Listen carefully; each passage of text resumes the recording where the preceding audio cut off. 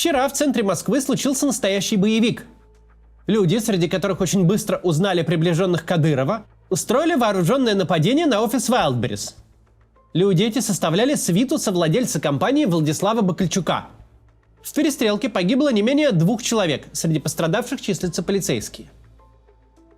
Не так давно мы с вами уже разбирали конфликт вокруг Wildberries, но сегодня его можно вписать в контекст всего российского государства и его логики действий.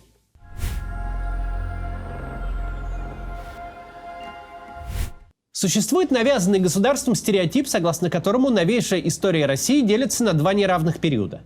Вот были лихие 90-е, где царило веселенькое средневековье, бандюки крышевали всех на свете, рейдеры отжимали бизнес, деловые споры разрешались исключительно посредством боестолкновений. Тогда, если на тебя решали конкретно наехать, надо было идти не в милицию, а к бандиту покрупнее. А потом, как только Путин уселся в президентское кресло, хлобысь, и сразу началась новая эпоха стабильности и диктатуры закона. Все прежние персонажи и практики куда-то испарились, и остались только что в кино, разве что, да в сериалах. И чем дальше те от изображаемой эпохи, тем практики и персонажи в них страшнее. И абсолютное большинство россиян, включая оппонентов режима, эту парадигму почему-то приняли.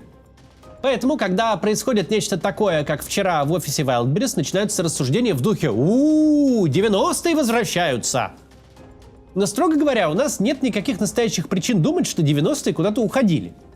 Ну, может, на уровне газетного ларька подобные разборки действительно остались в прошлом. Но на уровне больших капиталов и серьезных людей все осталось ровно так, как было. Просто потому что люди и понятия остались прежними. Рассмотрим нынешнюю ситуацию, как она есть. Из того, что мы с вами знаем, на данном этапе семейного развода с разделом огромного бизнеса бывшие супруги обзавелись крышей, каждый своей. На стороне Татьяны Бакальчук выступает Сулейман Керимов. Погуглив пару минут и почитав до предела комплиментарную статью о Керимове в Википедии, мы увидим образ, выпуклый до карикатурности. Будто это не реальный человек, а собирательный олигарх 90-х из какого-нибудь сериала. Амплуа бизнесмена, братка и решалы у этого персонажа неотделимы друг от друга. Со стороны Владислава Бакальчука в дележе семейного имущества участвует Рамзан Кадыров. Этот 90-е провел за спиной отца, но вписывается в контекст этот как родной. Чеченская братва – совершенно неотъемлемая фракция эпохи первоначального накопления и перераспределения капиталов. Да, братки под предводительством Кадырова сейчас носят всевозможные погоны через одного героя России, но сегодня у них более широкий спектр услуг просто. Могут обеспечивать крышу не только силовую, но и политическую. Тем не менее, торговля этой самой крышей как была их профильным бизнесом, так и осталась. Что во всей этой истории не вписывается в антураж 90-х, так это профиль бизнеса, подлежащего дележу. Айтишников в 90-х никто не крышевал, потому что рэкетиры не понимали, где там образуются деньги. В те времена центром такой истории была бы какая-нибудь шахта или завод. Но все остальное, сюжет, персонажи, методы, прибыло к нам прямиком из 94-го года. Вернее сказать, не прибыло, а никуда не уезжало. Дележ и отжим активов происходили ровно таким образом и 30, и 20, и 10 лет назад. Если вы интересуетесь очень темной и очень страшной жизнью российского большого капитала, то перестрелка в московском офисе не станет для вас чем-то удивительным. Это обычная практика. Единственное, что делает происходящее необычным, не сам беспредел 90-х, а публичность этого беспредела. Мы об этом уже говорили. По непонятной пока причине вся дележка, которая по традиции должна проходить под ковром и подробности которой мы бы должны были узнать бы постфактум от бывших собственников, сбежавших в Дубай. Так вот, вместо этого грызня за активы Wildberries происходит на глазах у всего честного народа.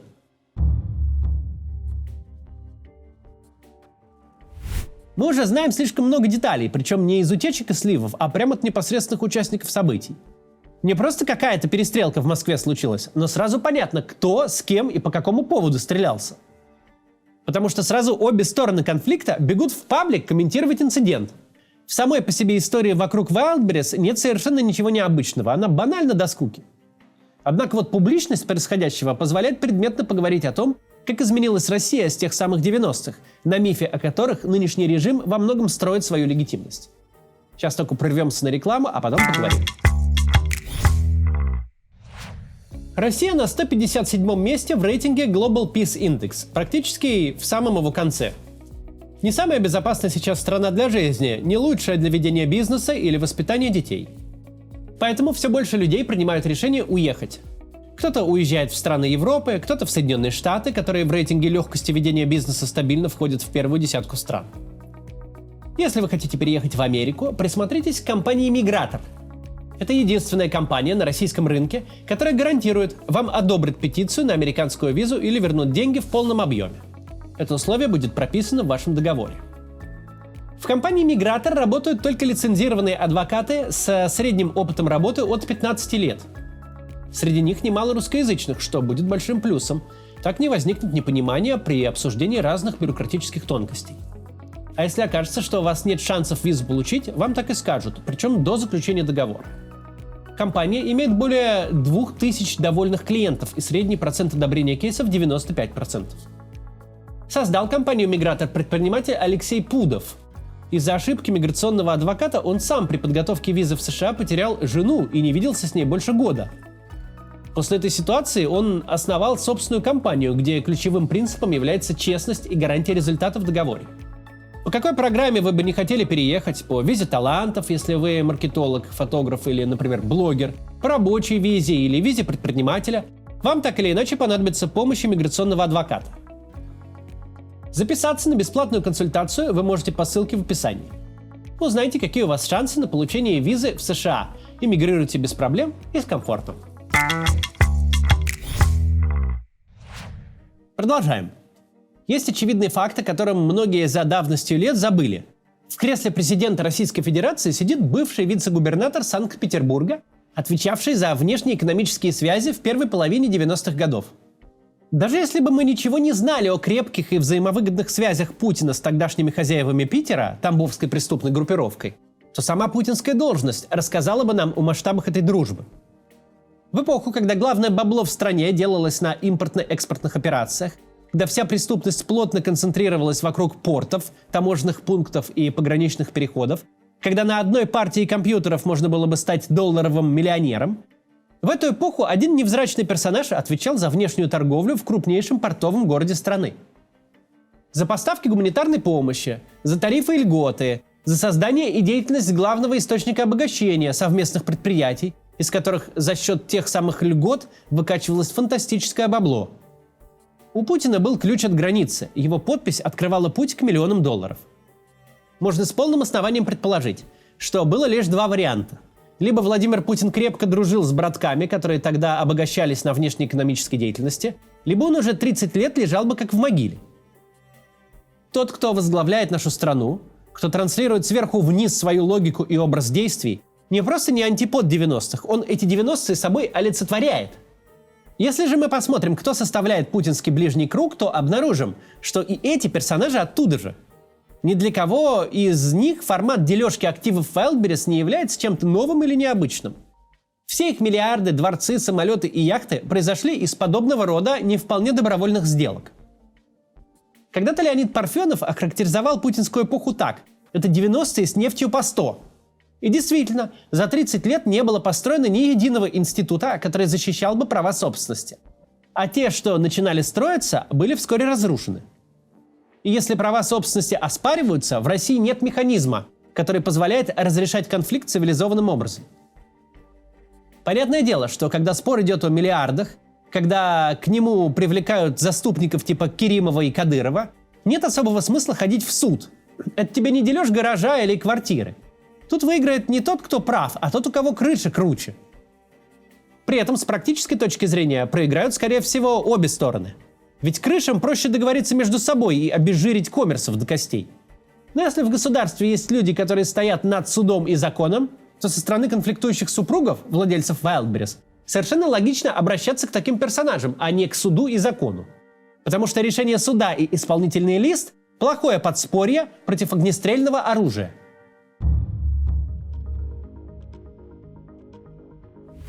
Откуда в этой истории настолько выразительная публичность? Напомню общее правило. Публичность в нашей системе никогда не заводится от хорошей жизни. У нас не открытая политическая система. Общественное мнение никому и ничем не может помочь. Если ты подаешься в видеоблогеры и начинаешь громко кричать «Шойгу, Герасимов, где боеприпасы?», это не показатель твоей силы, а жест отчаяния. Значит, доступа к уху начальника у тебя больше нет, и ты пытаешься таким образом до него докричаться. Очевидно, что в истории с Wildberries мы имеем дело с чем-то похожим. Стороны стремятся привлечь внимание, но не широкой публике, она-то ни на что не влияет. Тут явно попытка привлечь внимание главного арбитра, Владимира Путина, к которому у Рамзана Кадырова, похоже, больше нет прямого доступа. Либо прямой доступ есть, но вопрос был решен не в его пользу. В принципе, все происходящее укладывается в образ действий Кадырова. Когда тот не получает, что хочет, то резко повышает ставки и начинает изображать буйно помешанного, помещая Путина в безвыходную позу. Когда нужно либо наказать людей Кадырова и потенциально самого Кадырова, либо идти у него на поводу. Кадыров не в первый раз поступает с Путиным так, как Путин с остальным миром, ведет себя как гопник.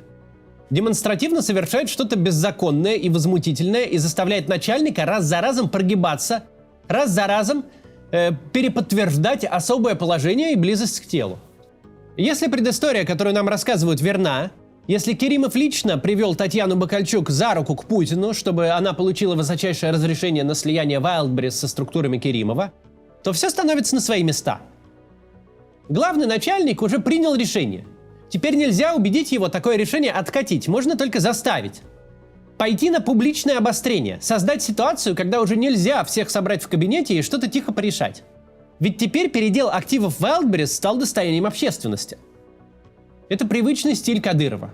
Когда случается какой-то конфликт или скандал, он никогда не залазит под плинтус, он наоборот, скандал максимально усиливает. Вот все начинают обсуждать здоровье Кадырова, а тот публикует видео, на котором его сын избивает Никиту Журавеля. Такое поведение Адама Кадырова закономерно вызывает волну возмущения, а Кадыров заставляет глав мусульманских республик построиться в рядок и выдать своему отпрыску пачку орденов. Очевидно, первоначальное видео разговора Кадырова с Владиславом Бакальчуком не произвело должного эффекта. Тогда Кадыров пошел дальше. Перестрелку в Москве с 2 трупами все-таки не проигнорируешь. Этому делу либо дадут ход, либо предоставят таки Кадырову то, чего он хочет, чтобы избежать нового витка эскалации. Происходящее нетипично для нашей системы в целом, зато очень типично для Кадырова. Из таких заварух, как правило, он выходит победителем, лишний раз доказывая, что Путин не готов им жертвовать. Чем закончится эта история, мы не знаем. Но это один из тех кейсов, наряду с погромом Минобороны, за которым имеет смысл следить. Потому что по ним мы видим, как устроено российское государство изнутри, какие там царят практики и порядки, а заодно избавляемся ото всяких вредных иллюзий, типа лихих 90-х, которые навсегда типа якобы сменились путинской стабильностью. Пока из практических последствий у нас есть только арест Владислава Бакальчука, что, конечно, в нынешних обстоятельствах не значит практически ничего. Что Владислав, что Татьяна в этой истории не субъекты. Если вашим бизнесом занялись такие люди, как Путин, Кадыров и Керимов, или любой другой олигарх или силовик, то для вас история с самого начала не может закончиться хорошо. Вы с самого начала тут корм, с которым может случиться что угодно. Могут посадить, а могут и убить. Ничьи гарантии тут не работают. Никто из этих ребят перед вами, чушпанами, коммерсами, слова держать не намерен. Единственная проблема, которую они с радостью для вас решат, это недостаток свободного времени и естественный стресс, связанный с ведением бизнеса. Не будет бизнеса, не будет и стресса. Правда, может еще не быть свободы и жизни, но это уж как повезет.